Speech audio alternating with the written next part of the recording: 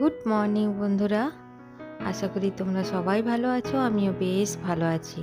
ববিস cooking and blog থেকে সবাইকে স্বাগত জানাই। চলে এলাম ব্যালকনিতে। আজ হচ্ছে শিবরাত্রি। তো শিবরাত্রির দিনটা তোমরা কেমন কাটাও, আমি কেমন কাটাই, চলো তোমাদের সাথে একটু শেয়ার করি। তো ব্যালকনিতে এসে আমি কিছু ফুল তুলে নেব, ওই জন্য ফুল গাছগুলো একটু দেখে নিচ্ছি যে কি কি ফুল ফুটেছে। তার মধ্যে থেকে আমি কিছু ফুল তুলে নেব। আর সকালবেলায় উঠে চলে গেছিলাম বাগান বাড়িতে, সেখান থেকে আমি কিছু ফুল তুলে নিয়ে এসেছি। আর এই জবা গাছটা আমার অনেক দিনের, প্রায় 25 বছর হয়ে গেল। তো এই জবা গাছটা আমার আস্তে আস্তে নষ্ট হয়ে যাচ্ছে, ওই জন্য মাটিগুলো সব তুলে ফেলে আবার নতুন মাটি দিয়েছি। এখানে চলে এলাম রান্নাঘরে দেখছি ছানাটা করে নিলাম সকালবেলায়। এরপর করে নেব বাঁধাকপির তরকারি। আর শীতের বাঁধাকপি তো খেতে খুবই ভালো লাগে, তার সাথে আবার মটরশুঁটি। তো বাঁধাকপির তরকারিটা নিরামিষেই বানিয়ে নিচ্ছি, যেহেতু শিবরাত্রি। কিন্তু আমি এখন কিচ্ছু খাবো না, আজকে আমি সারাদিন উপোস দিয়ে সন্ধ্যেবেলায় আমি জল খাবো।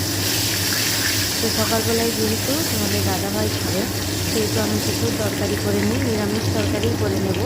তো তার মধ্যে আলুগুলো দিয়ে দিচ্ছি, বাঁধাকপির তরকারিতে ভেজে নিচ্ছি। বেশ খানিকটা তেল দিয়ে দিলাম, কারণ এই বাঁধাকপির তরকারিতে একটু তেল না দিলে খেতে ভালো লাগে না, শাক টাইপের তো, ওই জন্য। আলুগুলো ভাজা হয়ে গেছে মোটামুটি। এরপরে আমি এর মধ্যে মশলা দিয়ে দিই। দিয়ে দিলাম একটা বড় সাইজের টমেটো গ্রেট করা, আর তার সাথে আদাও গ্রেট করে দিলাম, আর কাঁচা লঙ্কা আর মিষ্টিতে পিসলাম, হাতেই গ্রেট করে দিলাম। এরপর মশলাটা খুব ভালোভাবে কষিয়ে নেব। কষিয়ে নিয়ে এর মধ্যে কিছু গুঁড়ো মশলা দিয়ে দেবো, জিরে গুঁড়ো, ধনে গুঁড়ো আর একটু লঙ্কার গুঁড়ো। কাঁচা লঙ্কা আমি গ্রেট করে দিয়ে দিয়েছি। তো কাঁচা লঙ্কাটা তো আর গ্রেট করা যায় না, ওই একটু চিড়ার মতো হয়ে যায়, সেটাই দিয়ে দিলাম। এই নিরামিষ বাঁধাকপির তরকারি দিয়ে সব রকম কিছু খেতে ভালো লাগে, রুটি, পরোটা, ভাত। টমেটোটা এত লাল, তো মশলাটা লাল লাল হয়ে গেছে, মশলাটা প্রায় ভাজা হয়ে গেছে। এরপরে দিয়ে দেবো বাঁধাকপিগুলো, আর একটু মটরশুঁটিগুলো সেদ্ধ করে নিয়েছিলাম, সেই সেদ্ধ মটরশুঁটিগুলো দিয়ে দিলাম।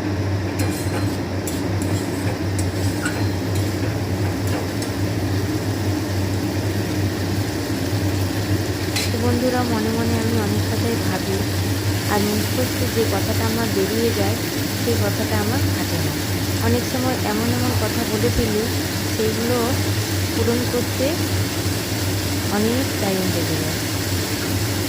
যাই হোক, শিবরাত্রিটা আমি এবছর একটু নতুনভাবেই পালন করছি। মানে আমি সকাল সকাল স্নান করে পুজো করে খাবার খেয়ে নিই, কিন্তু এবারে মনে হলো যে আমি একটু শিবরাত্রিটা অন্যরকমভাবে, সবাই তো উপোস দেয়, আমিও একটু উপোস দিয়ে দেখি না পারি কিনা। এগুলো না বন্ধুরা, আমার উপোস দিতে একটুও কষ্ট হচ্ছে না, কারণ আমি উপোস দিয়ে অতটা কাজ করতে পারি না। কিন্তু আজকে দেখছি যে অন্যরকম, মানুষ চেঞ্জ হচ্ছে, আমিও চেঞ্জ হচ্ছি তার সাথে সাথে। যাই হোক, বাঁধাকপিগুলো দিয়ে একটু নাড়তে নাড়লাম, এরপর কমে যাবে।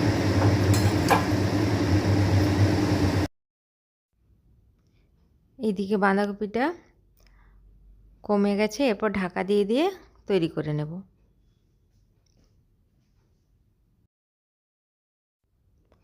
দেখো বন্ধুরা, বাঁধাকপিটার তরকারিটা হয়ে গেছে। তবে সামান্য চিনি দিলে বাঁধাকপির তরকারি খেতে খুব ভালো লাগে। তো এরপর আমি চলে যাব স্নান করতে। এই যে স্নান করে আমি সাদা শাড়ি পরে নিয়েছি, এরপর পুজো করব। তো দেখো আমার শিব পুজো কেমন করে করছি। আমি আমার শিবকে বাড়িতেই আমি পুজো করি। তো দুধ দিয়ে আমি প্রথমে স্নান করিয়ে নিচ্ছি। প্রথমে ঘি আর মধু দিয়েছি, তারপরে দুধ ঢেলে দিলাম। দুধ দিয়ে স্নান করিয়ে এরপর একে একে বেলপাতা দেব, একে একে সব দেব।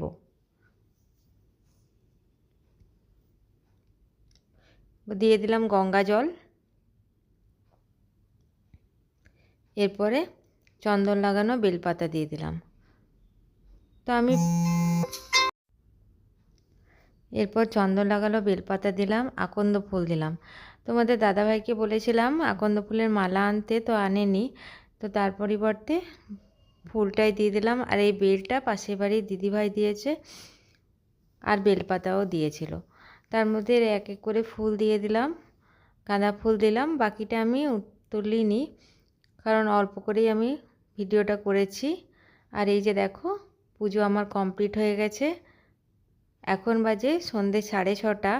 আমি সাবু ভিজিয়ে রেখেছি, সেই সাবু মাখা খেয়ে নেব। আর এদিকে আমার পুজোটাও হয়ে গেছে। দেখো, ঠাকুরগুলো পুরো জবা ফুল দিয়ে সাজিয়ে দিয়েছি। আর এখন গ্রীষ্মকালে একটু জবা ফুলটা বেশিই ফুটছে। এরপরে আমি সাবু মাখা খেয়ে চলে গেলাম তোমাদের দাদাভাইয়ের জন্য রুটি বানাতে। আর করে নেব, নারকেলটা কুড়িয়ে রেখেছি, একটু নাড়ু করে নেব।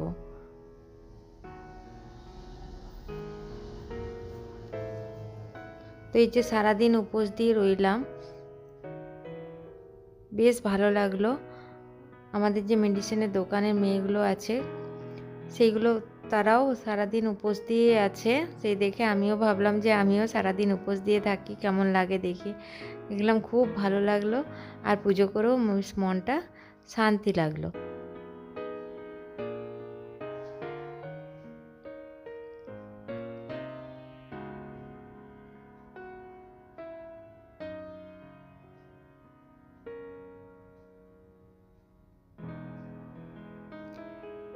তো বন্ধুরা, আর ভিডিওটা বেশি বড় করব না।